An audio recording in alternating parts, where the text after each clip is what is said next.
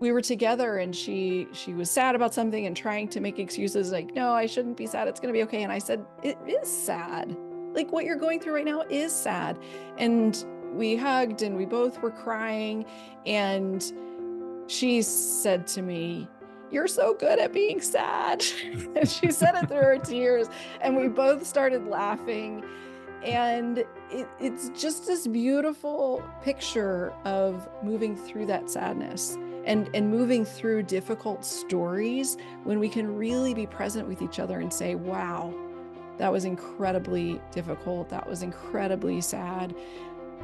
That there's something that shifts internally and then starts to create a new possibility of yes. And so those are some of the thoughts that come to mind. Welcome to Narrative's Leadership Story Talks, where great leaders go beyond the bottom line to create lasting impact. Join hosts Jerome Deroy and Julienne Ryan as they uncover the stories behind real-world challenges, offering practical insights to help you lead with empathy, authenticity, and purpose. Each episode dives into how leaders use storytelling to build trust, foster connection, and inspire action. Whether you're navigating workplace dynamics, driving change, or building high-performing teams. Welcome to Leadership Story Talks. I'm Jerome Deroy, CEO of Narrative. And I'm Julienne V. Ryan, and it's great to be back with you, Jerome. We haven't seen each other over the holidays, so this is terrific. Absolutely. And I'll take the opportunity to wish everyone that's listening a happy new year. And I want to introduce our guests. But before I do that, I want to remind our listeners, as always, to subscribe to the podcast if you haven't done already, because that's going to automatically put new episodes into your feed and you won't miss a thing. You can also leave a review and you can check out our YouTube channel where we also publish these episodes. And of course, you'll find lots of notes in the episode notes and resources. And all of this can be found on narrative.com, narrativ.com/podcast, where you'll also find our archive of more than 120 episodes at this point.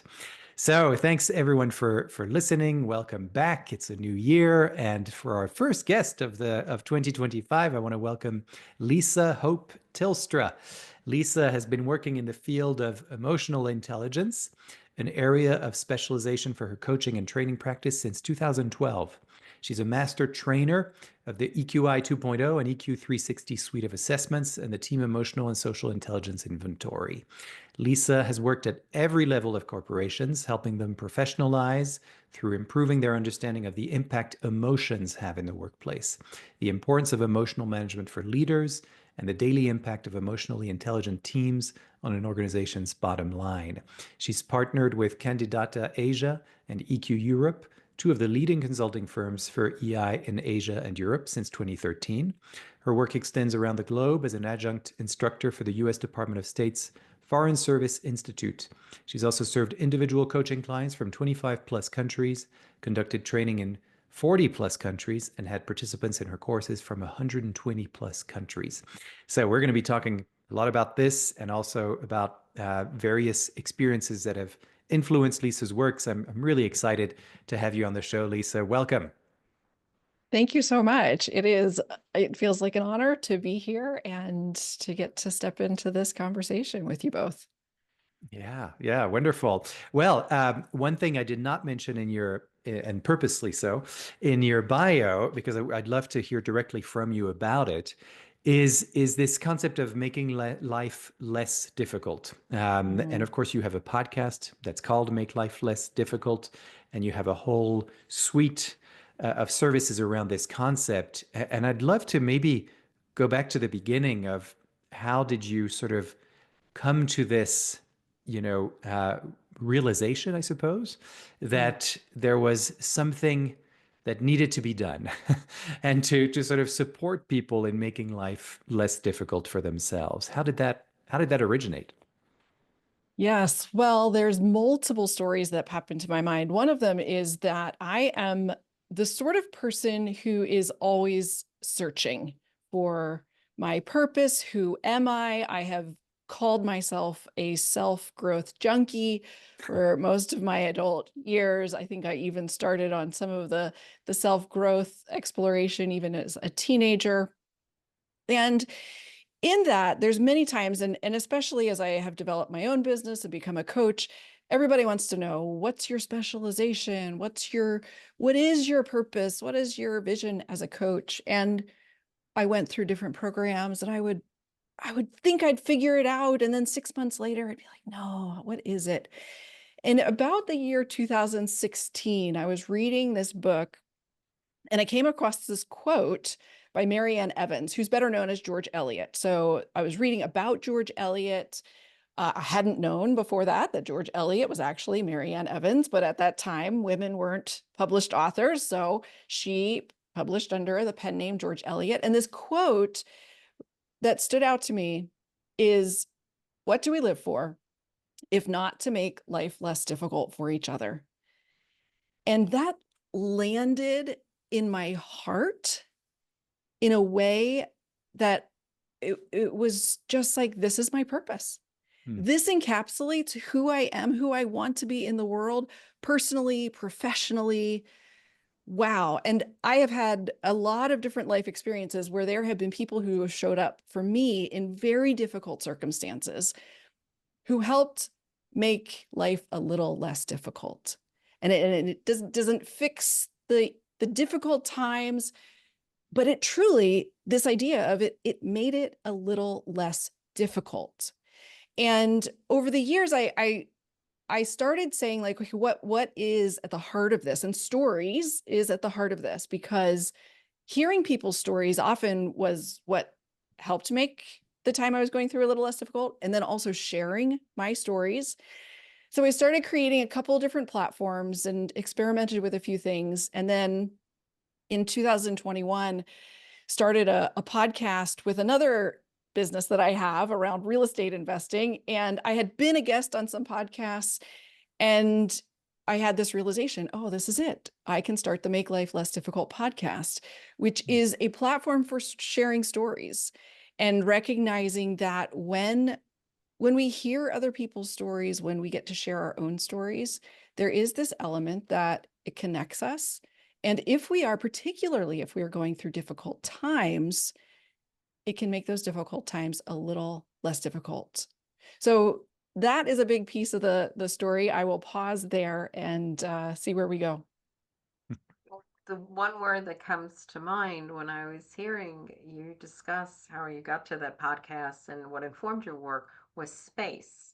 Because before you can help somebody, you need to create a space, and narrative methodologies talks about listening. But it's before we can do anything, we just have to pause and let that person just share. And then hearing stories on your podcast show that you're not alone. We're not the only one that have experienced a certain situation or a certain time of life or a certain calamity that happened. So that kind of gives some comfort, I believe, many times, that, oh, somebody else gets me.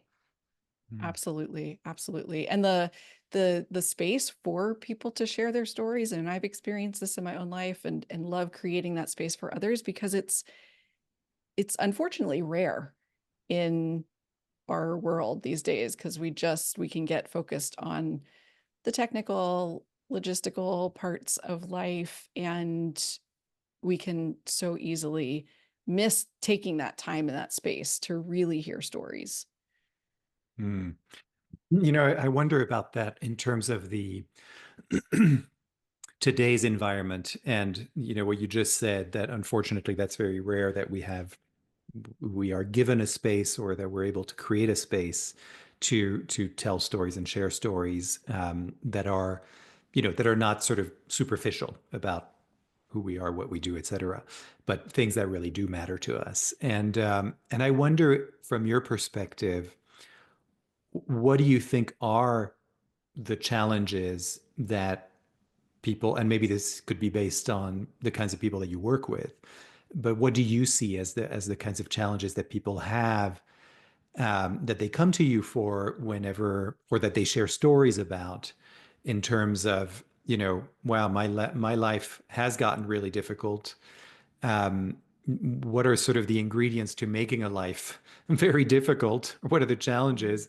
And maybe on the flip side of that is, what do you see as the ingredients to making it less difficult?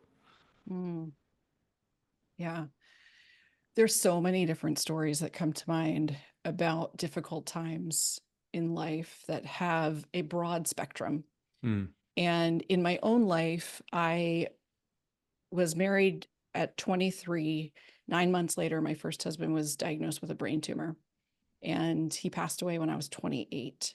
mm, And this is a period of time in my life that was incredibly difficult. And it it was one of the first times that I experienced the power of being able to share pieces of my story, connect with others, um, especially others who were going through other difficult times. And because that's part of my story, that is often pieces of the stories that come from other people when they connect with me. And I multiple people that I have come to mind where I think I sat down to meet them and had no idea of anything of their lives. And my brain naturally makes some assessments about people. And one particular person I remember meeting just seemed so incredibly just put together and had everything figured out and everything. And as she started to share, she had lost her husband prior to him passing away. He had been an alcoholic and she had gone through all of this stuff, and then like multiple challenges with her sons. And it was this amazing moment of remembering that each and every person in front of us is going through something that we don't necessarily know from the surface. And so a lot of times people will share stories of deep loss and difficulty with me because of the experience that I have mm, shared. The other piece of that I think is really important is that every once in a while I'll have somebody say, well, I didn't go through anything that difficult. My stories are nowhere near as difficult, and I haven't had any major loss or this or that.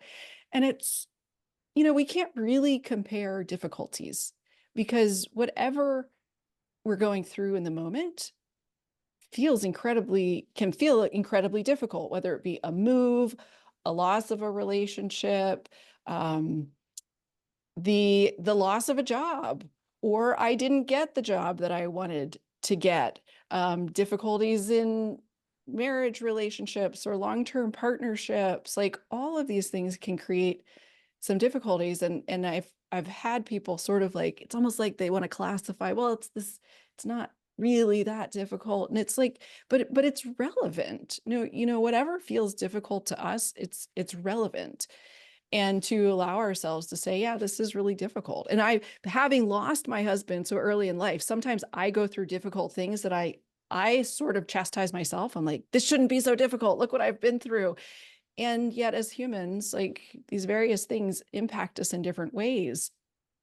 And, to weave in like what makes it less difficult, I always ask my guests, as you two know on my podcast, what does this mean to you, right? Like, what does it mean to mm, make life less difficult for each mm, other, for ourselves? And one of the themes that comes up over and over is, you know what? Just being present with each other, listening, creating that space to share stories, to receive stories, to just be in each other's presence is something that costs us nothing and yet can have such incredible impact on the other, whoever we are together with. So that is really foundational to thinking about how do we make life less difficult for each other.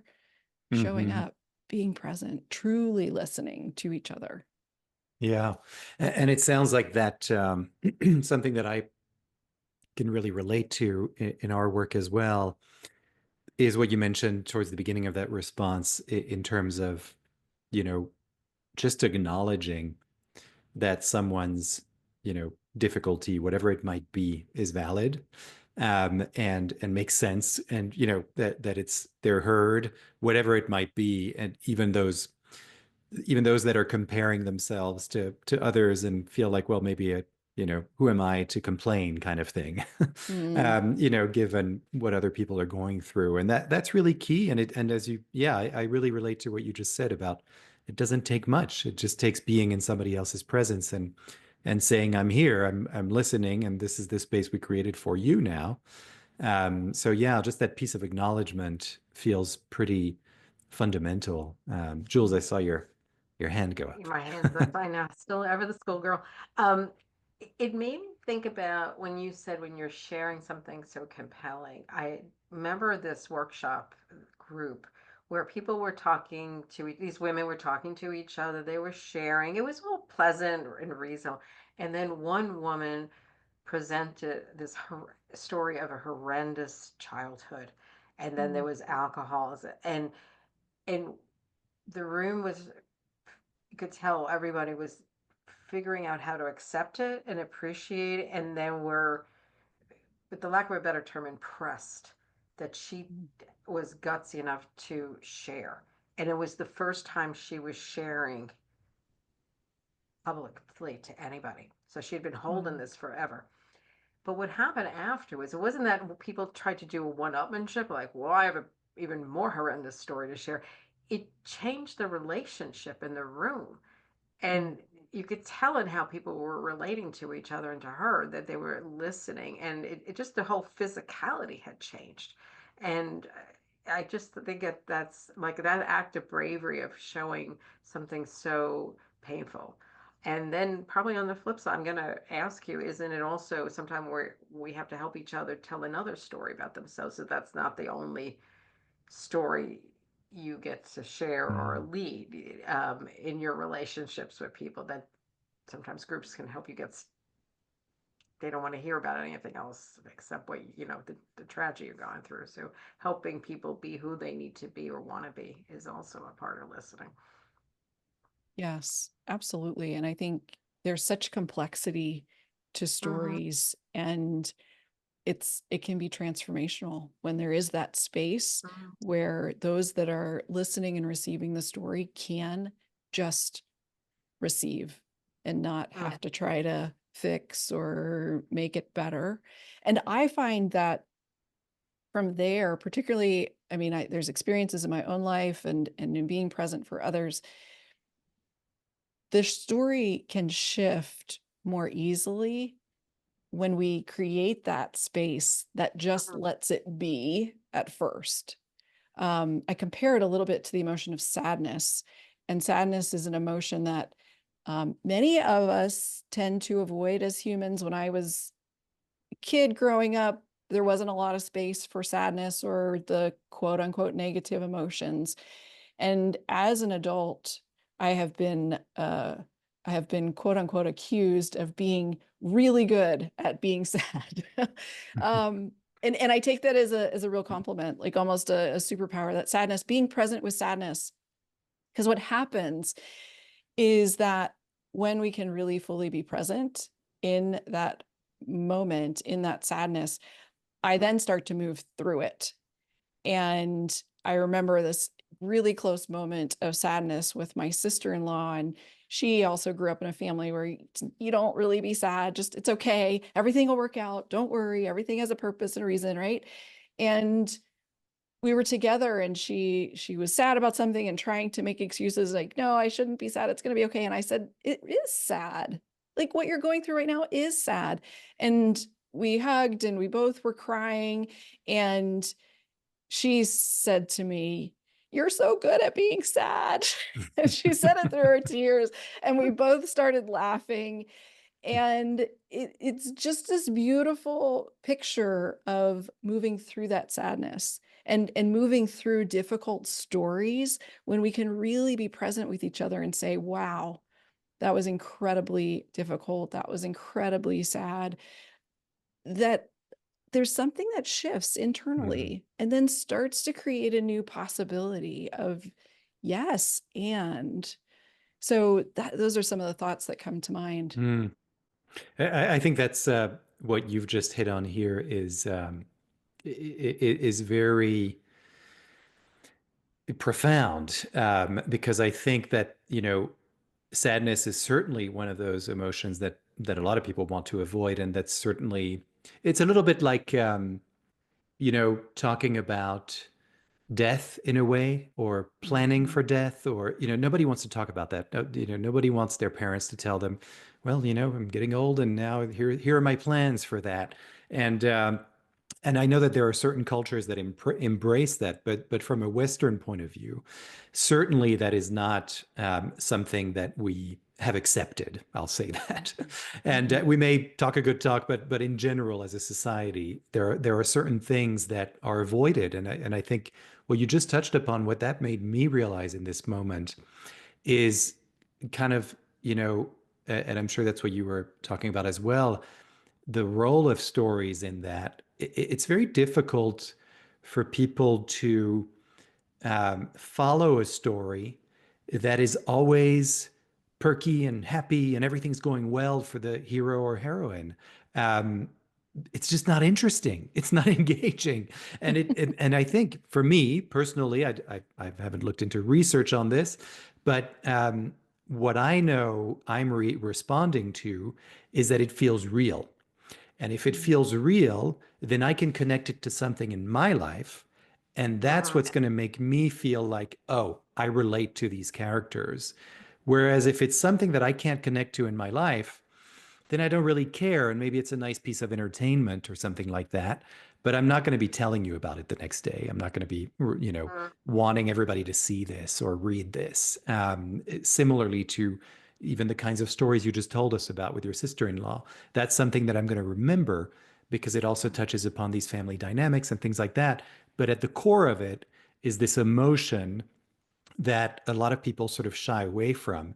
And I think in this kind of field of storytelling, I think that's where that space that you create, you're embracing that. You're like, no, no, bring that on, because that's what makes it. And I don't want to put words in your mouth, but that's certainly for me, that's where the life is, right? It's not life if there isn't the whole range of emotions, or if we're trying to mask one particular emotion. So I think that's really profound. Thank you. Thank you for that. Yeah, yeah, and I resonate so deeply with what you're saying. And sometimes, I run storytelling workshops and retreats, and often it involves I will share a piece of my story of losing my first husband. My friend and colleague who I work with, he has been through multiple times where he should have lost his life with accidents in the mountains, and he'll share pieces of those. And people sometimes ask us, does it always have to be like a sad story or a difficult story? And no, of course not. And I have fun, lighthearted, funny stories to share. Although, like it is like you were saying, Jerome, it's a different connection. And the lighthearted, funny stories in the moment, yeah, it's entertaining and it's fun. I don't remember them though as much. Like Mm. there's a different human connection. And Priya Parker, the author of The Art of Gathering, she talks about this in her book and puts it so beautifully of how there is something in us as humans that we do connect through these pain points. And again, we don't have to stay in that place, but it creates this connection that allows us to go deeper. I really believe into the joy of life when I can Mm. allow myself to be present with the difficult times. Mm. Yeah, yeah, yeah. That I think is what was coming to me was, you can tell a story about a sad experience or when you felt sad, but that doesn't mean that you can't tell it without joy. And I think that that's what you just said. You get to a point of joy, and I've often seen this where there are certain stories that need to be told, and then there are certain stories that are ready to be told, right? And so, Mm, and there's a little bit of a difference between those things. But maybe the story that really needs to be told is, as you were telling earlier, Jules, about this person, who held on to this for a long, long time, and then decided one day, this is the moment, this is the space, for whatever reason, probably, you know, because there was the listening for it, or that person felt it and they felt, okay, now it's ready. And so that's probably a story that that person told themselves many, many times in their own heads. And maybe they told it to one person or a therapist or something, right?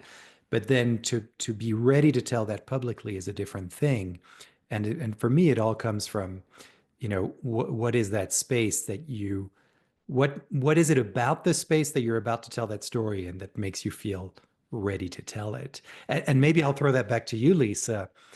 What do you feel are some of the ingredients for these stories to? I mean, you've talked about telling your own story is clearly very key, because you're opening people up to that. But I'm curious, from your point of view, what else do you feel are some of the things that need to be in such spaces where you do these workshops, et cetera, for people to, feel like yeah, I can share my story with this group.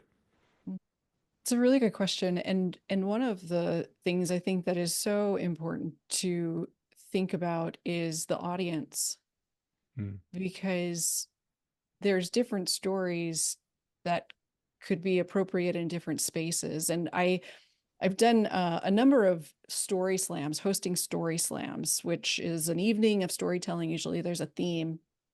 And my husband has been very faithful in coming, and he's a good storyteller as well. And there's occasionally someone who tells a story that has a lot of emotion, kind of, breaks down during the storytelling, and it kind of makes everybody feel a little uncomfortable. And my husband articulates it in the way of saying it feels like I, as the audience and the receiver of the story, have to hold the space for the storyteller, and that creates some discomfort.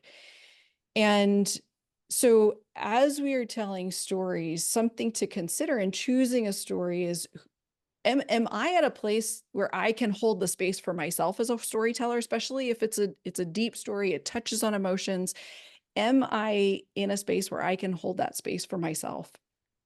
The other way of saying it comes from the Moth storytelling framework of saying, we want to kind of think about telling stories from a place of scars versus wounds, especially when there's an audience that is impacted by this and maybe may not know. And every once in a while I'll tell, well, typically if I'm going to tell a really difficult story that I know is going to have emotion, and sometimes it touches emotion in me, even though I do feel like this is a scar, I'll kind of set the audience up just to say, like, this is a story that's likely to bring up emotion.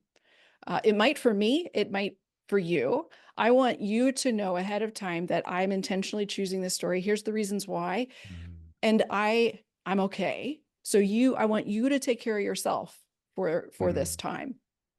So that's something of really paying attention to the audience and recognizing who's there.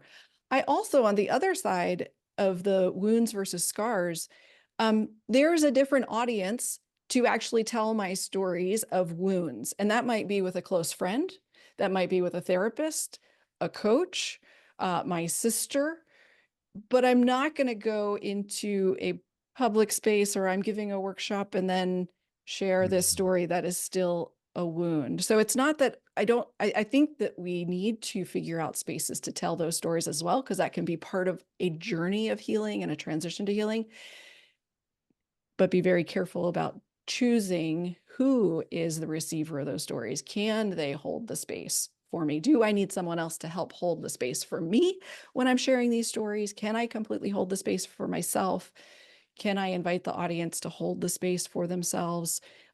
Do they have that capacity? These are all some of the things to think about and think through. Yeah. That's great. Jules, I feel like you had something to add or say. Oh, it just resonates with me because it is a thought, like, of choosing. When you said, how fresh is it?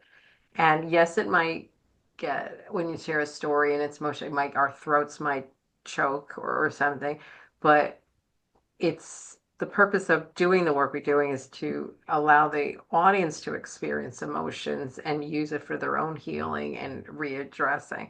I know there's a great interview with Emma Thompson, the actress, talking about working with film and not to cry. Like in her case, she's living a character, but this woman went through a loss and or a home life situation, and she said she's you don't go and you bawl. You pat your face and you show tears and you're doing matter of fact things to navigate through your life. But it's being thoughtful about what it is. And your phrase, Jerome, that we all learned from your work with Murray and Nozzle is why story, why now? So what's the Mm. purpose of the ending you're creating? What are you hoping to happen with the audience? And is it the right story at the right time? Maybe you pack it away. But again, with you, sharing it is the start, the starting point. Yeah. Yeah.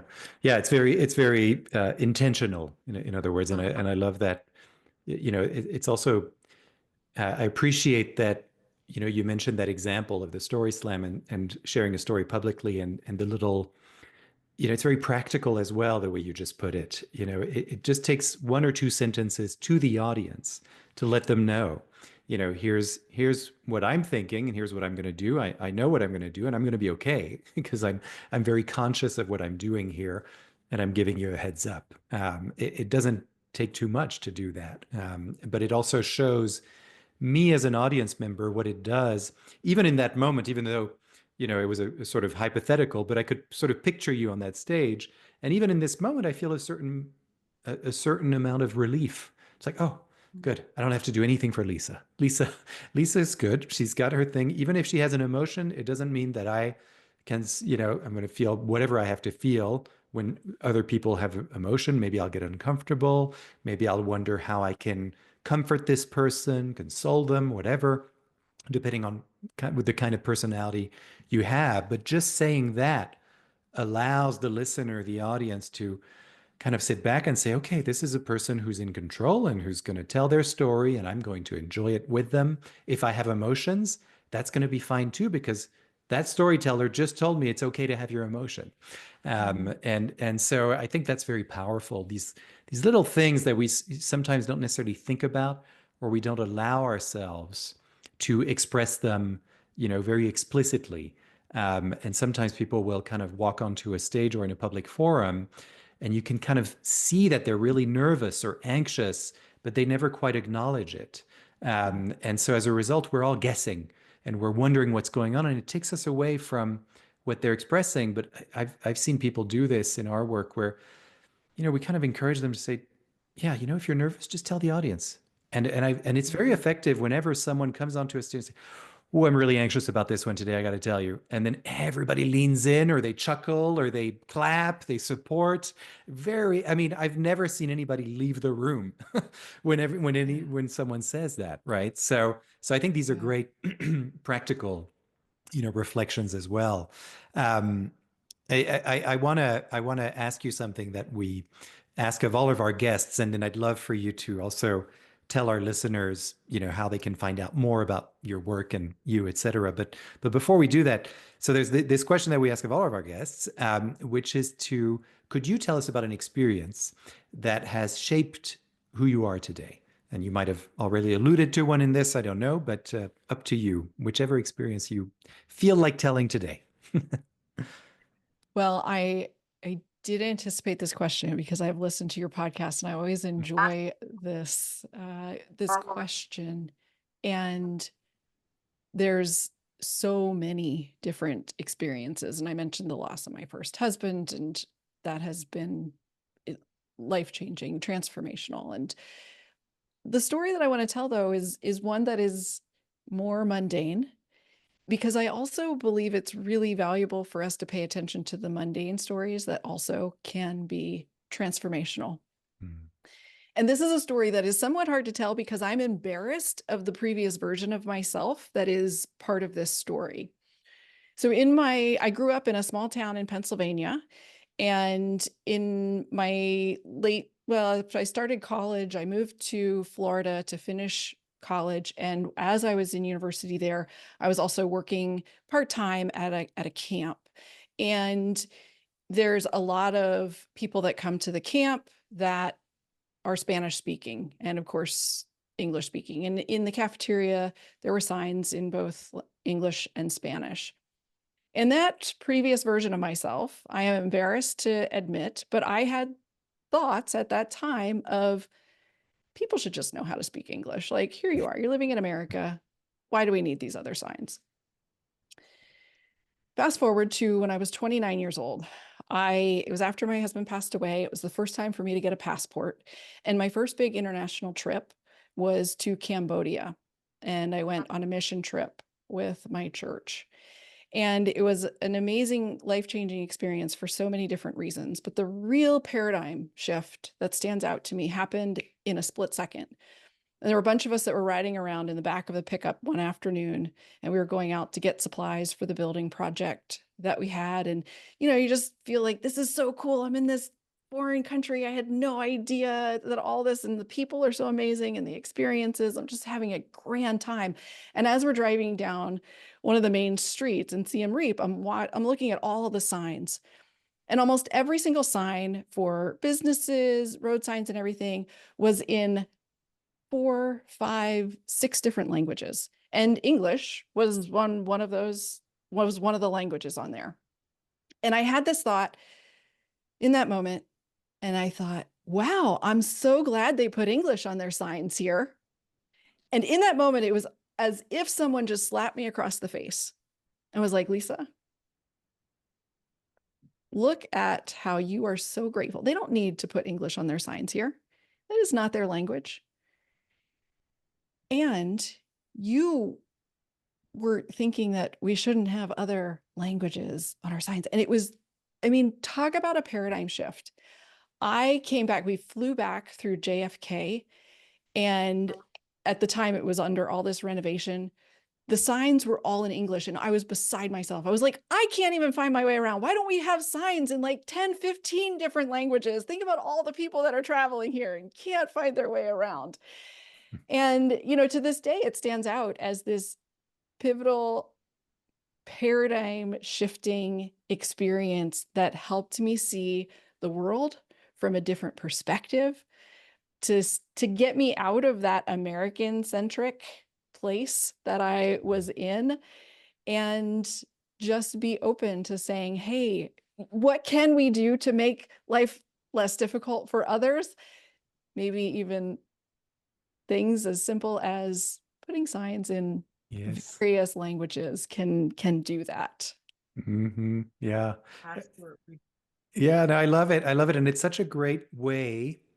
Also, this whole interview has been that, but again, I come back to like these little things, right, that influence us, and there's something very practical about your story as well that one can take away from it.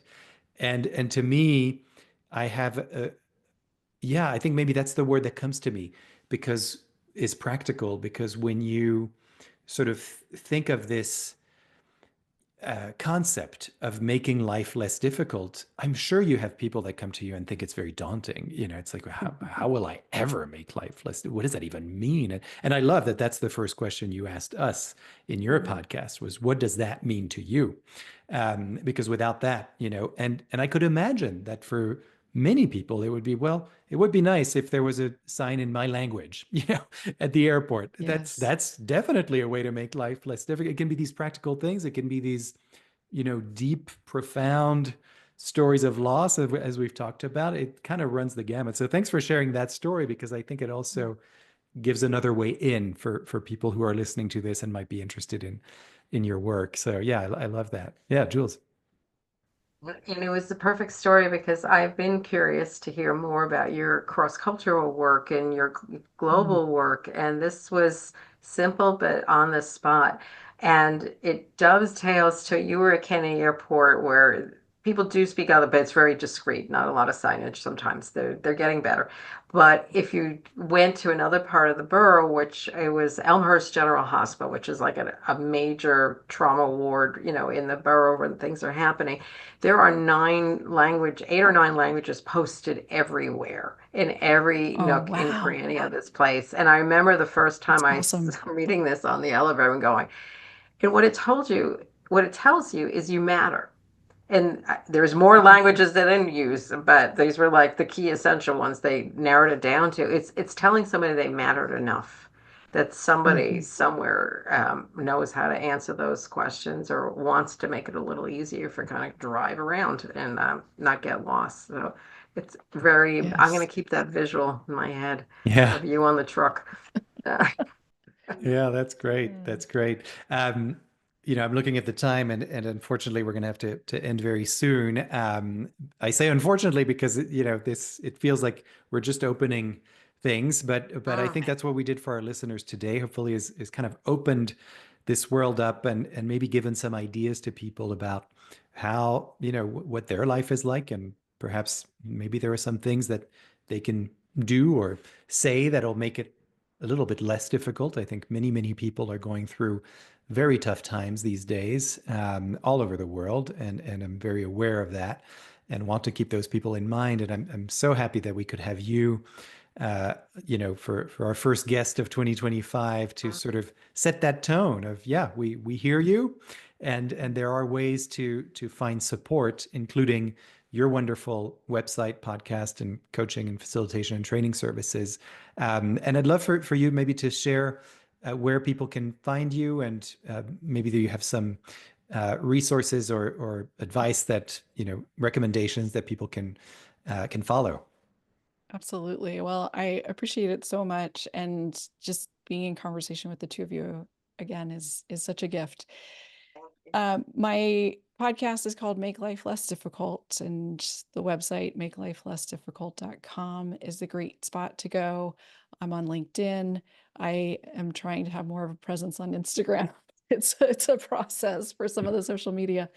And I'm doing more and more work intentionally around story and doing some story workshops virtually. My friend and colleague Russ, we host 5-day storytelling retreats in Tuscany, which is a beautiful, he happens to live in Italy, and it's just a beautiful, beautiful setting.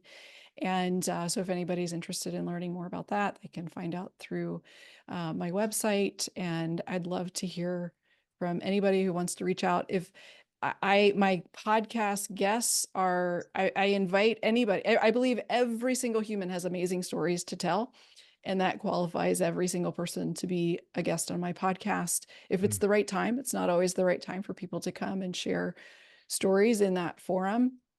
But yeah, it's an open invitation. I love meeting people. I love talking to people, and it's just become a passion project that I talk more about my podcast, which is totally my passion project versus the formal work that I do at this point in time. Yeah. And I'm laughing inside, the Queen's girl saying, Lisa, that's so, Tuscany, that's so courageous, because that place is such a hard sell. So, so It brave. is really, right?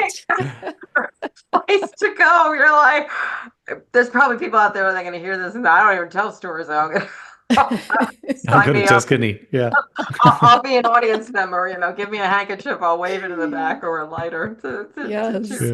Yeah, no, that sounds amazing, and thank you for sharing all those wonderful resources. So yeah, I really encourage all of our listeners to go check out Make Life Less Difficult. You'll see our interview on there as well. Julienne and I had the great pleasure of being on your podcast, and that was a gift to us for sure. So yeah, really wonderful to have you today, Lisa. And I just want to remind, in addition to everything that Lisa just mentioned here, you'll find links to all of that and all the kinds of resources and people we've mentioned in the interview. That'll all be in the episode notes if you want to learn more about that. Also, if you've been inspired by this session, certainly like I have been, you can also go to our website, narrative.com, where you'll find lots of resources, including this interview and many of our guest interviews before that. You'll find also information about our programs on how to find, craft, and tell stories in your business, whether that's not-for-profit or for-profit, for sales, for team building, employee engagement, leadership development, lots of different kinds of things that you can explore there. The bottom line is that we are always ready and happy to listen to whatever you have to say to us and bring us. So please don't hesitate to do that. We're ready and willing. So as always, thanks everyone for listening. Thank you, Julienne, for being my wonderful co-host. Any more clear. And thank you, Lisa, for being here once again. And yeah, we'll see everyone next time. Thank you so much. All right. Cheers. Bye, everyone. For more information on the narrative listening and storytelling method and how it can help your business, go to narrative.com.